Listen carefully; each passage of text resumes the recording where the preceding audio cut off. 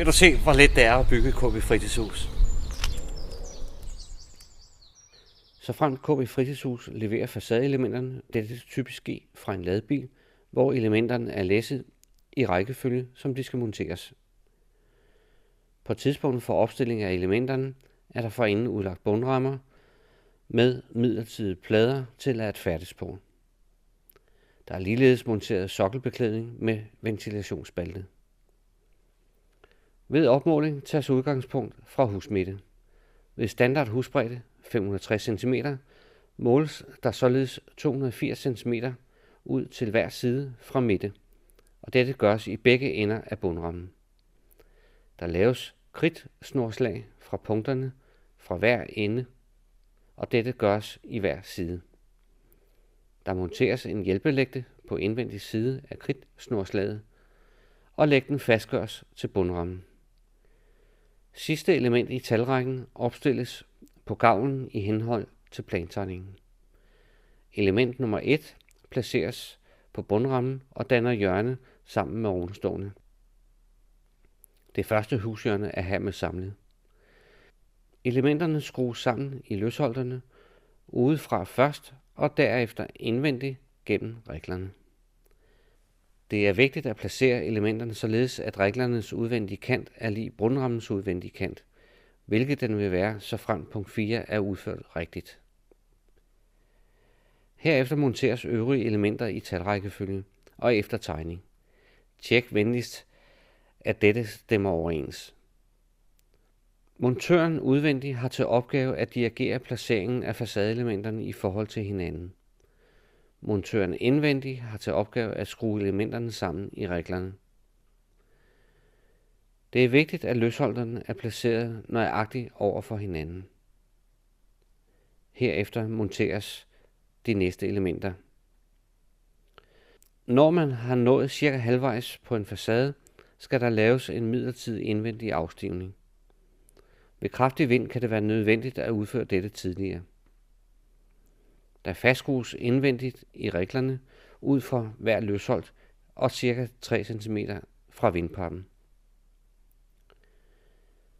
Elementerne stødes op mod hjælpelægten i bunden, og der skrues ned i bundrammen.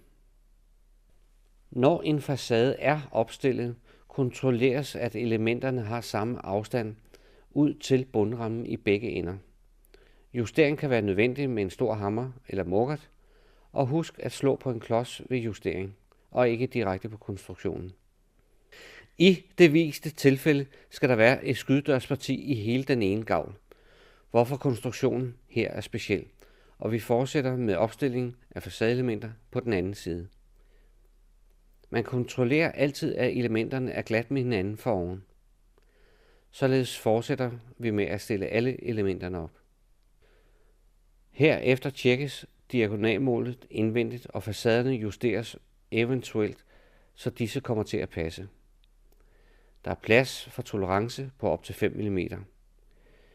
Når dette er gjort, skrues alle elementerne fast ned i bundrammen, når elementerne er trykket ud mod hjælpelægten i bunden. I det viste tilfælde udføres herefter specialgavlen. Detaljerne hertil udføres. Det tjekkes, at konstruktionen er lodret. Herefter monteres mellembrædderne. Fra værkstedet er de fræset således, at bagsiden af noten er fjernet og kan monteres. Alle mellembrædder skal skrues med rustfri skruer.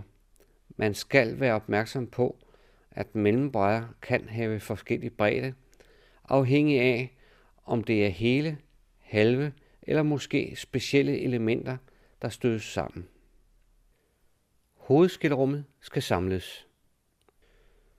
Det er opmærket og forbordet fra værkstedet. Hovedrummet opstilles og fastskrues til bundrammen, således at det står nøjagtigt mellem de to facader, og at det er helt ret. Brug eventuelt en snor eller en retskinne i bunden til opretning. Herefter afstives hovedskilrummet, og det er vigtigt, at man gør det fra nederste punkt på facadeelementet, som er skruet fast i bundrammen, og til øverste kant af hovedskælrummet, når dette står 100% lodret. Nu opstilles der facadestilladser omkring hele huset. Topgavlene, som er færdiglavet fra værkstedet, skal monteres.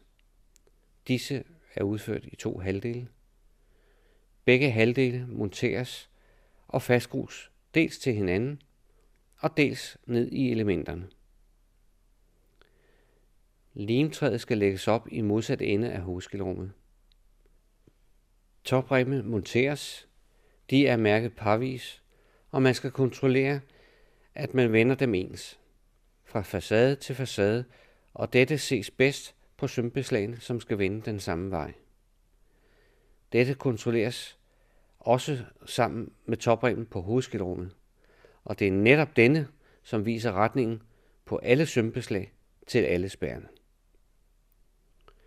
Limtræs overkant skal flugte toprems overkant på hovedskælrummet. Spær lægges op og fastskrues, når facaden er oprettet til lodret position.